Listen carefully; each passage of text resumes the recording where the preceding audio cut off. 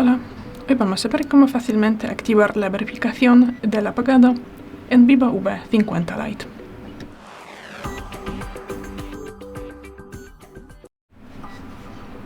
Bueno, pues en primer lugar tendremos que crear una contraseña o PIN de bloqueo de pantalla.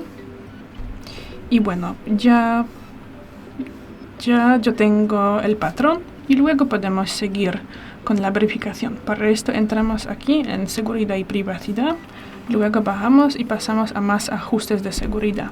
Marcamos aquí la primera, desbloquear para apagar, y bueno, podemos bloquear la pantalla y luego vamos a intentar apagarlo o reiniciarlo. Y bueno, en mi caso será por ejemplo apagar. Y podemos ver que para conseguir ese proceso tendremos que entrar el patrón correcto. Y ya, es todo. Gracias por ver el vídeo, déjanos un like y suscríbenos. Hasta luego.